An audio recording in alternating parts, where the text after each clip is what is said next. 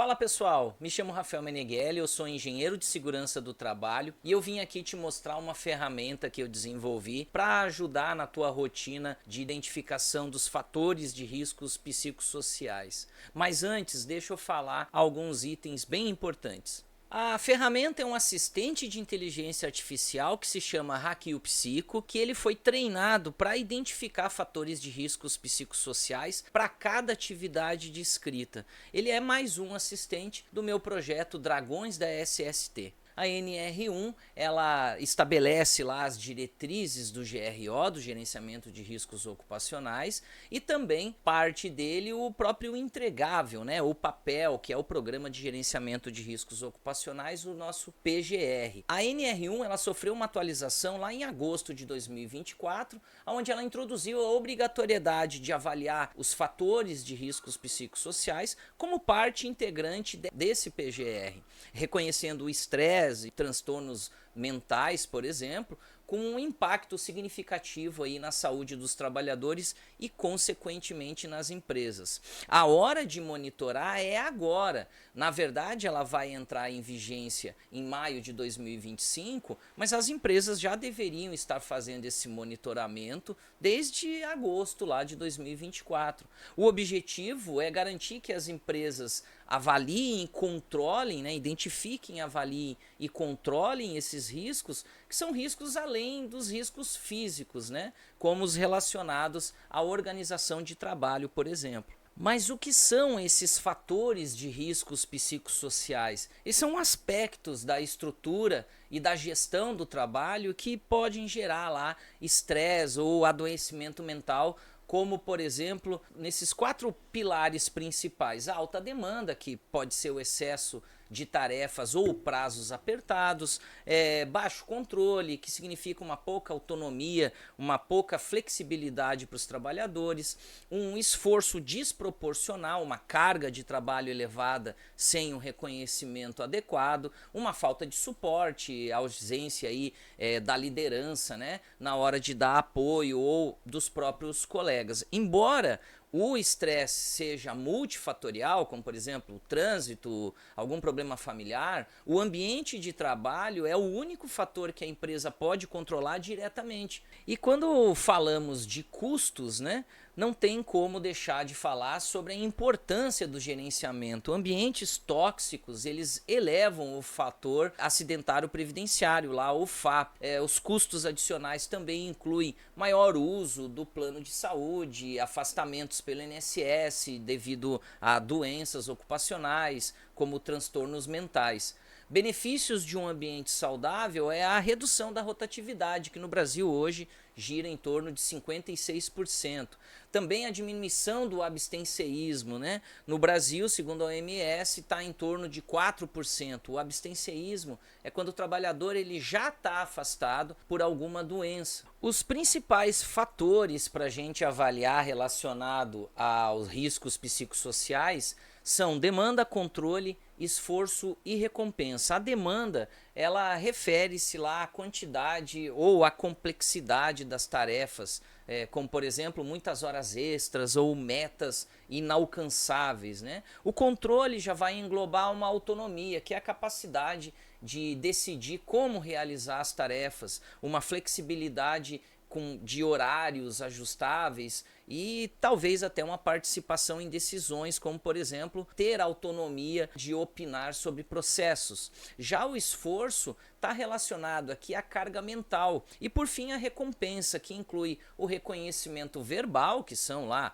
os elogios, o financeiro também muito importante, o salário justo, e o emocional, quando existe um sentimento de valorização pelo trabalhador. Algumas ferramentas utilizadas para esse tipo de mensuração, para esse tipo de medição, a gente pode citar várias aqui, mas por exemplo a Karasek, que é um modelo que mede o equilíbrio entre demanda e controle, a Siegrist, por exemplo, também, que foca aí na relação esforço-recompensa, mas nessa ferramenta que eu desenvolvi, eu me baseei em duas, na HSE, que é usado aí no Reino Unido para avaliar estresse ocupacional, em conjunto com a COPSOC, que é desenvolvida em Copenhague, que abrange múltiplos aspectos psicossociais. Mas o que mais importa é a padronização dessas ferramentas. São muitas ferramentas, mas o interessante é você usar sempre a mesma ferramenta em toda a organização para permitir comparações globais e evitar aí distorções, né? Alguns sinais de alerta também no ambiente de trabalho a gente pode já perceber antes mesmo de aplicar essas ferramentas. Por exemplo, setores onde muitos buscam remédios para dor de cabeça ou tensão muscular já pode aí ter um indício de estresse crônico. Presenteísmo elevado, pessoas presentes mais improdutivas. Exemplo, fica olhando lá para a tela sem trabalhar. Pode sugerir problemas psicossociais. O presenteísmo ocupacional, ele refere-se a uma situação em que o trabalhador está fisicamente presente no ambiente de trabalho, mas não desempenha suas funções de maneira plena ou eficiente, devido a fatores como problema de saúde, pode ser físico ou mental, desmotivação, estresse, esgotamento ou outras questões pessoais. Esse presenteísmo ele pode se transformar em um abstenceísmo quando essas condições que afetam o trabalhador se agravam ao ponto de ele não conseguir mais comparecer ao trabalho. E por fim, a gente pode citar os impactos desses fatores psicossociais no trabalho, usando, por exemplo, o presenteísmo como indicador. Segundo a OMS, a média global do presenteísmo gira em torno de 12 a 14%. E as causas mais comuns são saúde mental, doenças físicas e fatores externos. A saúde mental a gente pode classificar aí como ansiedade ou depressão, que são doenças que não são visíveis externamente. Você não tem como olhar para um trabalhador e identificar visualmente que ele está com ansiedade ou depressão. As doenças físicas, as mais comuns são enxaquecas, dores musculares, que não justificam um atestado, ele não vai se afastar por conta disso, mas vão afetar o foco dele na hora da operação, na hora do trabalho. E os fatores externos, preocupações aí com familiares doentes, com dinheiro, com, enfim. O presenteísmo ele pode gerar vários tipos de riscos, como por exemplo, alguém que trabalha numa tarefa administrativa e erra lá por estar com presenteísmo, tá sem foco no trabalho, erra alguns cálculos, manda cálculos errados lá para a gerência. Se o trabalhador está numa operação, por exemplo, ele pode se distrair durante o processo, uma operação de uma máquina, e pode acarretar aí, pode ocasionar um acidente bem grave. As consequências para a empresa, na verdade, são custos previdenciários, né? Como a gente falou antes, FAP elevado, que são mais tributos sobre a folha de pagamento por conta desses afastamentos, por conta desses benefícios, né, do INSS. Os transtornos mentais relacionados ao trabalho, eles podem ser classificados como doenças ocupacionais pelo INSS, aumentando todos esses custos. Também a gente entra numa rotatividade e abstenceísmo, são altos índices, né? No Brasil a rotatividade gira em torno de 56% e, como eu falei, o abstenceísmo em torno de 4%. Só que tudo isso pode cair e muito como uma boa identificação desses fatores de riscos psicossociais e, evidentemente, um bom plano de ação. Já para os trabalhadores, as consequências são adoecimento progressivo, desequilíbrio, né, da vida e trabalho, sofrimento silencioso. O adoecimento progressivo, a gente pode dar como exemplo um estresse crônico que pode evoluir para um burnout, por exemplo, problemas cardíacos, dores crônicas, tensão muscular sem causa física, por exemplo. Desequilíbrio de vida e trabalho, a gente pode citar como falta de tempo para o autocuidado, né? Vai aumentar aí a vulnerabilidade a doenças. E um sofrimento silencioso, a gente pode citar o caso do burnout, quando ele não é diagnosticado por muitos anos. Uma das estratégias de gerenciamento de riscos psicossociais é uma medição proativa, né? Aplicar aí questionários validados com perguntas como: nas últimas 2 semanas, quanto tempo você passou sem focar por mais de 15 minutos, por exemplo. Identificar padrões antes do adoecimento para prever esses riscos futuros. Exemplo, setores com alta demanda e baixa autonomia devem ser priorizados. E é por conta desses problemas que eu criei essa ferramenta que eu vou te mostrar na prática agora como que ela funciona. Te apresento aqui o Hackiu Psico. É um assistente de inteligência artificial, ele foi treinado para identificar fatores de riscos psicossociais de qualquer tipo de atividade ocupacional. Ele é muito simples, muito intuitivo, porém vale lembrar que a função da segurança do trabalho é de identificar os possíveis fatores de riscos psicossociais de cada atividade. Já a avaliação desses riscos é uma prerrogativa médica, é o médico que vai avaliar se o trabalhador está ou não sendo afetado por esses fatores dos riscos identificados. Esse assistente faz, em primeiro momento, uma análise de possíveis fatores de risco psicossocial através de uma descrição da atividade ou do setor que você queira analisar. Esse assistente roda pelo GPT, tanto no plano pago quanto no plano gratuito. Porém, no plano gratuito, ele vai ter certas limitações aí de geração de dados, né? Um espaço bem maior entre uma análise e outra. O ideal é que você tenha o GPT já instalado no teu celular ou no teu computador e que você tenha aí um plano pago. Bom, vamos fazer ele rodar na prática para você ver como que funciona. A primeira pergunta que você vai colocar é a seguinte: faça uma análise detalhada de fatores de riscos psicossociais da seguinte atividade.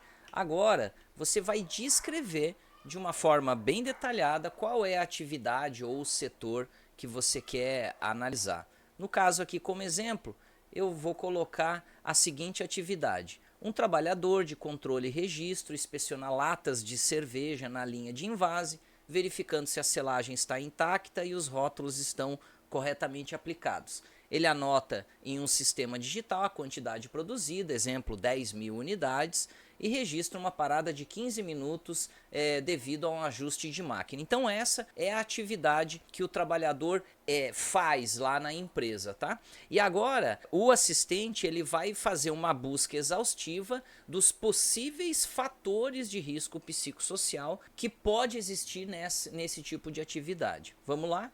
Damos um Enter aqui e agora ele já vai buscar, né, na base de conhecimento dele, e ele já começa a descrever, ó, com base na descrição da atividade, do controle de registros e com base na NR1, ISO 45003 e COP/SOC, ele começa, ó, análise dos fatores de risco psicossocial, ele dá o contexto da atividade, ele já começa a analisar os principais fatores observados, monotonia e repetitividade, alta demanda cognitiva e sensorial, baixo controle e autonomia, pressão por produtividade, falta de clareza sobre o impacto do seu trabalho, relações interpessoais restritas, exposição a ambiente industrial com ruído e calor.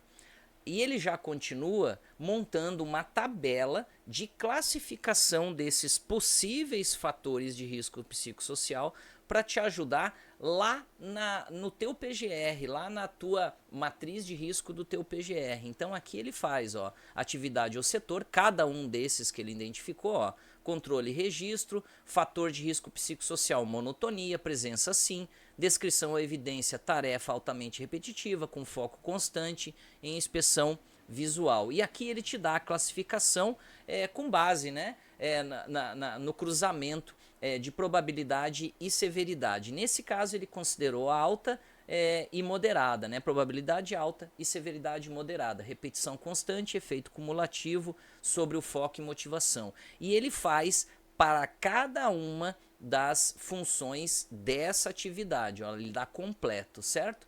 Próximas etapas ele pergunta: você quer que eu crie um questionário para identificar os fatores de risco psicossocial dessa atividade? Caso sim, ele vai estruturar, então basta você dizer sim ou não. Mas a gente sabe que é necessário ir a campo, né? Fazer entrevistas diretamente com o trabalhador para a gente tirar a prova de que se isso é real ou não. Então eu vou dar aqui um sim, ó.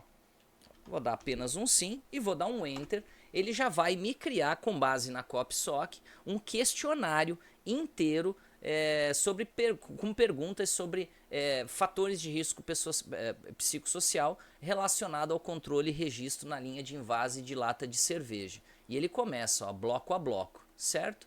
Ó, bloco 1, né? Bloco 2, bloco 3, e tá aqui todos os blocos ele criando as perguntas, tá? Veja que ele dá a orientação, né? Que os únicos modos de resposta são nunca, raramente, às vezes, frequentemente e sempre. Cada uma dessas perguntas é para ser respondida com uma dessas opções, tá? Aqui você tem duas formas de colher esses resultados. A primeira é você simplesmente pegar essas perguntas, gerar um relatório, um PDF e entregar pessoalmente para o trabalhador responder.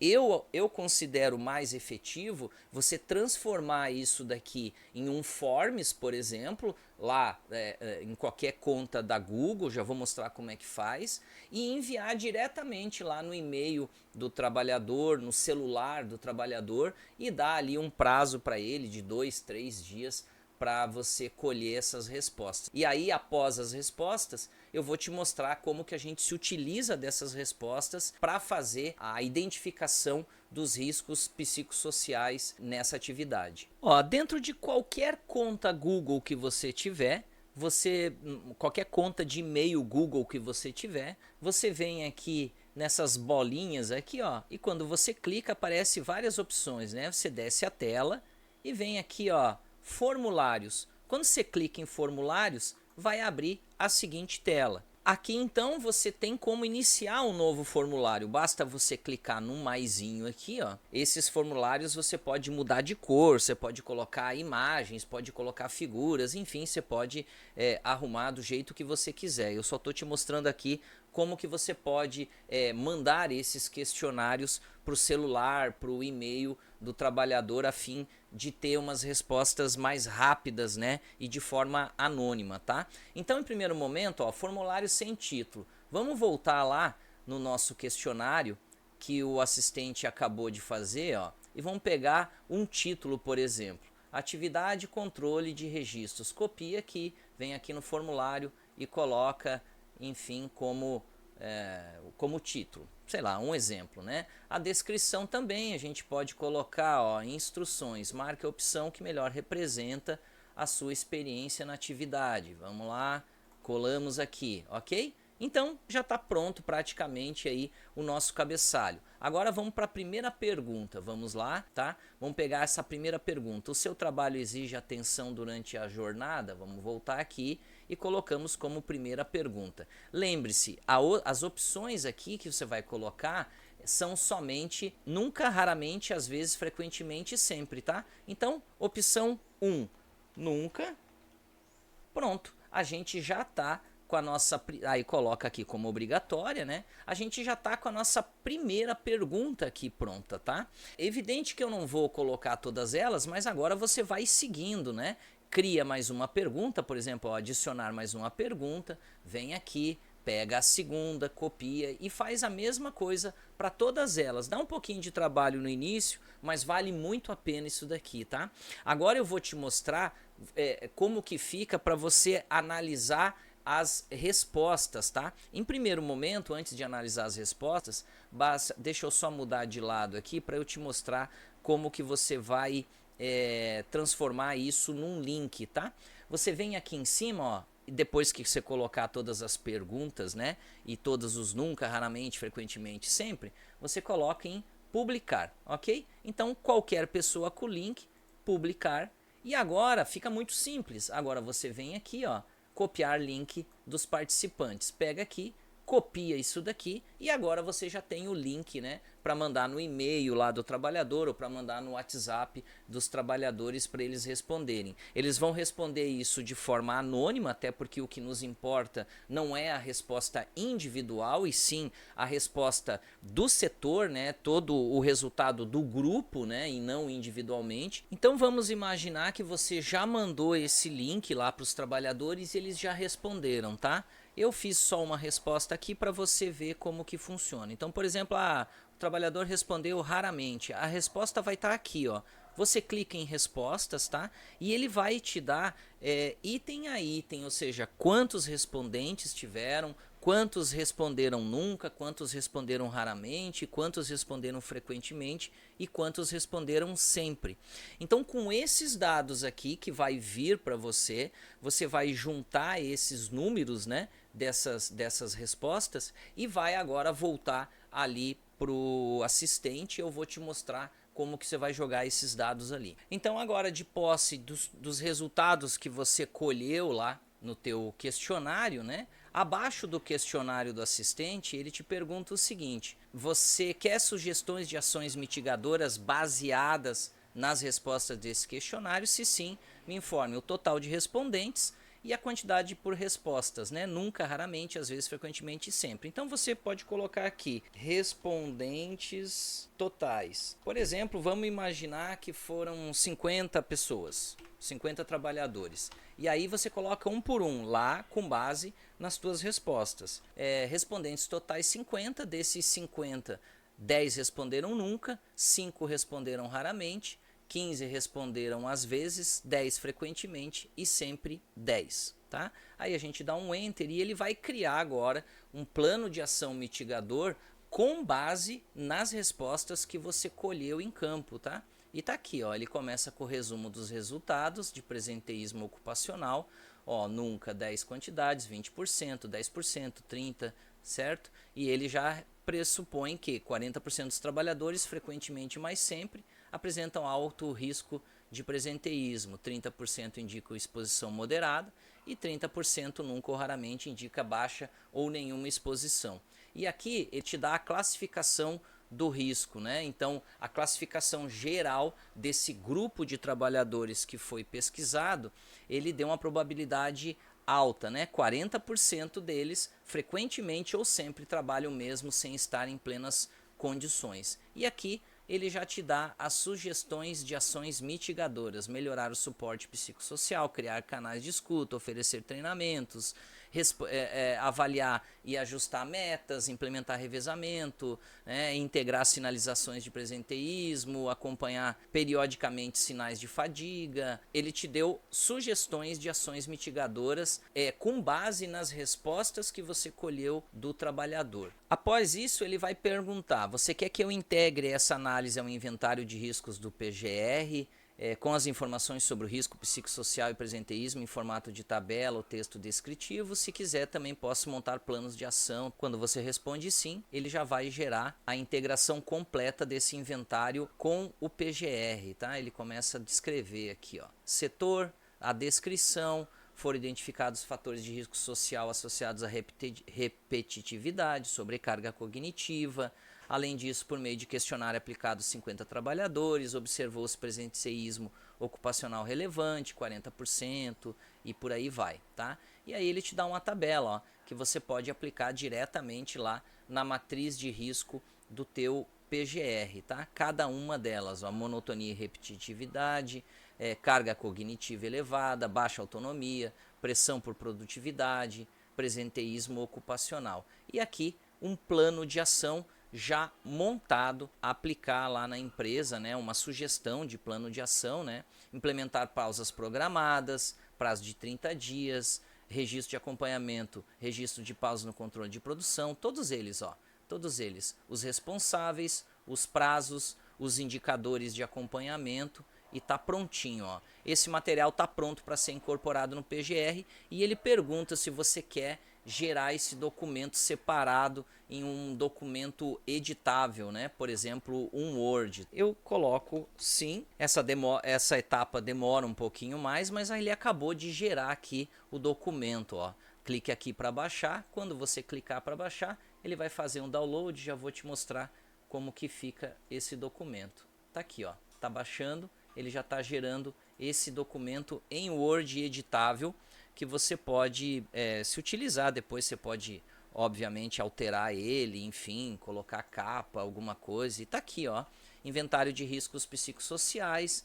Ele descreveu tudo certinho, colocou a classificação dos riscos, ó, praticamente o documento pronto, aonde você vai precisar apenas fazer alguns ajustes, tá? Como você pode ver, é uma ferramenta extremamente intuitiva, basta ir seguindo o que o próprio assistente vai te sugerindo, mas dentro da plataforma eu também tenho alguns vídeos que eu te mostro outras formas de usar essa mesma ferramenta. Para você ter acesso ao assistente Hack o Psico por 1 ano, mais um PDF com manual de uso e mais um acesso ao WhatsApp aí para ter acesso às atualizações do assistente, tira dúvidas, basta você clicar no link aqui embaixo, escolhe a forma de pagamento e comece a usar.